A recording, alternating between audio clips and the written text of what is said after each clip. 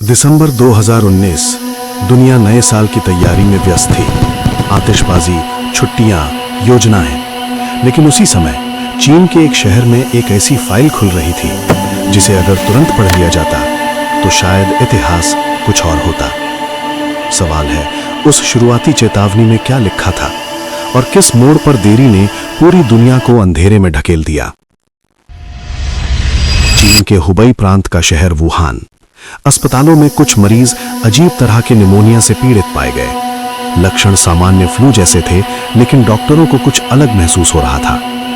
30 दिसंबर 2019 को स्थानीय डॉक्टरों ने आपस में संदेश साझा किए। एक नया वायरस हो सकता है। यह जानकारी धीरे धीरे प्रशासन तक पहुंची। इसी दौरान वुहान स्थित वुहान इंस्टीट्यूट ऑफ वायरोलॉजी के वैज्ञानिक भी सैंपल का परीक्षण कर रहे थे। शुरुआती जीनोम सीक्वेंसिंग ने संकेत दिया कि यह कोरोना वायरस परिवार का सदस्य है। यह खोज छोटी नहीं थी। कोरोना वायरस पहले भी सार्स और मर्स जैसी बीमारियां फैला चुका था। 31 दिसंबर 2019 को चीन ने आधिकारिक रूप से विश्व स्वास्थ्य समुदाय को अज्ञात कारण वाले निमोनिया की सूचना दी। सूचना पहुंची वर्ल्ड हेल्थ ऑर्गेनाइजेशन तक, दुनिया की शीर्ष स्वास्थ्य संस्था। उस दिन एक औपचारिक अलर्ट जारी हुआ, वुहान में क्लस्टर ऑफ निमोनिया केस। लेकिन सवाल यही है, उस समय क्या किसी ने अंदाजा लगाया था कि यह आने वाले महीनों में पूरी दुनिया को रोक देगा? जनवरी 2020 के पहले हफ्ते में चीनी वैज्ञानिकों ने वायरस का जीनोम सीक्वेंस अंतर्राष्ट्रीय डेटाबेस में साझा किया। यह एक महत्वपूर्ण कदम था। इससे दुनिया भर की लैब्स टेस्ट किट बनाने लगी। लेकिन इसी बीच रिपोर्ट्स आने लगी कि कुछ शुरुआती डॉक्टरों को अफवाह फैलाने के लिए चेतावनी दी गई थी। सोशल मीडिया पर चर्चाएं सीमित की जा रही थीं। WHO ने 5 जनवरी को पहली डिजीज आउटब्रेक न्यूज रिपोर्ट जारी की। उसमें कहा गया कि अभी तक मानव से मानव संक्रमण का स्पष्ट प्रमाण नहीं है। यही वाक्य बाद में बहस का केंद्र बना। क्या उस समय पर्याप्त डेटा उपलब्ध नहीं था, या जानकारी सीमित थी, या सावधानी बरती जा रही थी ताकि घबराहट न फैले? 11 जनवरी 2020 को चीन ने पहली मौत की पुष्टि की। यह सिर्फ एक संख्या थी, लेकिन इतिहास में दर्ज होने वाली पहली चेतावनी। उसी दिन वायरस का पूरा जीनोम सार्वजनिक हुआ। वैज्ञानिक समुदाय सतर्क हो गया। 13 जनवरी को थाईलैंड में पहला अंतर्राष्ट्रीय केस मिला। वायरस चीन की सीमाओं से बाहर निकल चुका था। अब सवाल था, क्या यात्रा प्रतिबंध लगाए जाएं? क्या इसे वैश्विक आपातकाल घोषित किया जाए? 22 जनवरी 2020 को WHO की आपातकालीन समिति की बैठक हुई। 2 दिन चर्चा चली, लेकिन तत्काल public health emergency of international concern घोषित नहीं किया गया। कारण बताया गया, पर्याप्त प्रमाण नहीं कि यह अंतर्राष्ट्रीय स्वास्थ्य आपातकाल है। इसी बीच वुहान में अस्पताल भरने लगे। 23 जनवरी 2020 को चीन ने वुहान शहर को लॉकडाउन कर दिया। करोड़ों की आबादी वाला शहर अचानक थम गया। ट्रेनें रुकी, उड़ानें बंद हुई, सड़कें खाली हो गई। यह कदम अभूतपूर्व था। 30 जनवरी 2020 को आखिरकार WHO ने अंतर्राष्ट्रीय स्वास्थ्य आपातकाल घोषित किया। लेकिन तब तक वायरस 18 से अधिक देशों में पहुंच चुका था। क्या यह देरी थी या सावधानी पूर्वक आकलन? विशेषज्ञों के बीच आज भी इस पर बहस है।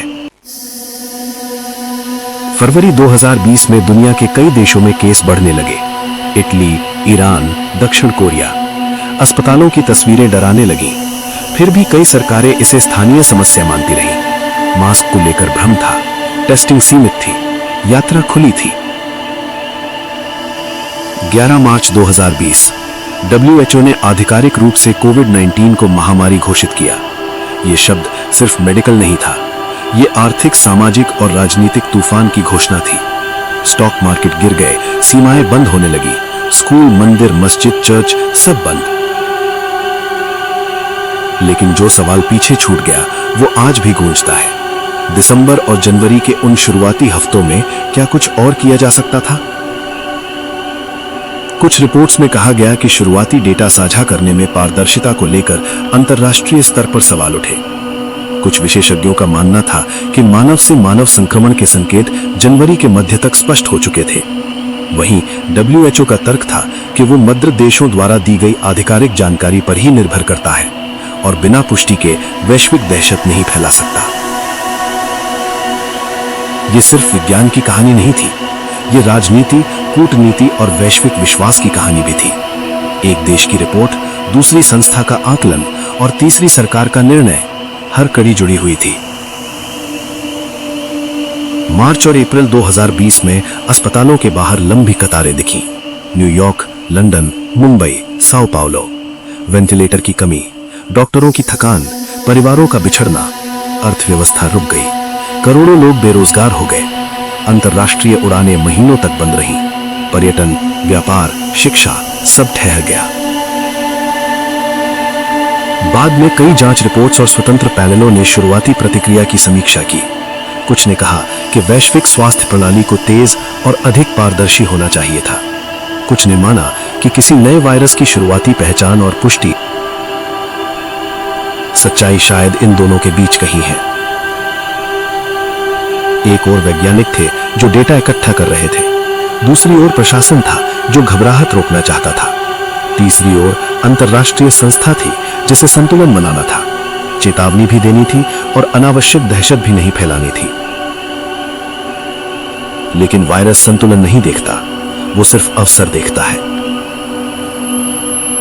दिसंबर 2019 से मार्च 2020 तक के वो 70-80 दिन इतिहास की किताबों में दर्ज हो चुके हैं। कुछ फैसले समय पर हुए, कुछ शायद देर से, कुछ जानकारी साझा हुई, कुछ पर सवाल उठे। लेकिन एक बात स्पष्ट है कि वैश्विक जुड़ाव के इस युग में लोकल संकट पल भर में वैश्विक आपदा बन सकता है। आज जब हम पीछे मुड़कर देखते हैं तो समझ आता है कि शुरुआती अलर्ट सिर्फ कागजी नोटिस नहीं होते, वो भविष्य की दिशा तय करते हैं। एक मीटिंग, एक बयान, एक रिपोर्ट कभी-कभी लाखों जिंदगियों का अंतर बन सकती है।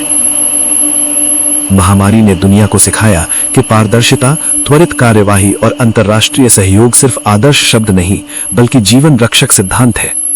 वैज्ञानिक डेटा छिपाना या देर से साझा करना या फिर निर्णय लेने में हिचकिचाहट, इन सब की कीमत बहुत बड़ी हो सकती है। कोरोना वायरस की उत्पत्ति, शुरुआती रिपोर्ट्स और वैश्विक प्रतिक्रिया पर बहस शायद वर्षों तक चलती रहेगी। दस्तावेज खुलेंगे, बयान आएंगे, विश्लेषण होंगे, लेकिन उन शुरुआती दिनों की अनिश्चितता, वो भ्रम, वो देरी इतिहास के पन्नों में हमेशा एक प्रश्न चिन्ह की तरह दर्ज रहेगी। जब अगली बार दुनिया के किसी कोने में कोई अज्ञात निमोनिया की खबर आएगी तो शायद निर्णय तेज होंगे, शायद चेतावनी और स्पष्ट होगी, शायद समन्वय बेहतर होगा। क्योंकि 2019 की वो सर्दी हमें एक सच्चाई सिखा गई। खतरा अक्सर धीरे धीरे आता है, लेकिन उसे पहचानने और स्वीकार करने में जो एक पल की देर होती है, वही पूरी दुनिया की किस्मत बदल सकती है। और इतिहास यही पूछता रहेगा कि क्या उस शुरुआती अलर्ट को हम थोड़ा और गंभीरता से ले सकते थे। अगर आपको लगता है कि ऐसी घटनाओं के पीछे अब भी अनकहे सवाल छिपे हैं, तो अपनी राय जरूर लिखिए। क्या आपको किसी और ऐसी रहस्यमयी घटना के बारे में पता है जिस पर सच अभी भी धुंध में है? नीचे कमेंट करके बताइए। आपका एक कमेंट अगली डॉक्यूमेंट्री का विषय बन सकता है। इस चैनल को सब्सक्राइब कर लीजिए, क्योंकि यहां हम तारीखों के पीछे छिपे सवालों को तलाशते हैं और अगली बार शायद आपकी बताई हुई कहानी पर बात होगी।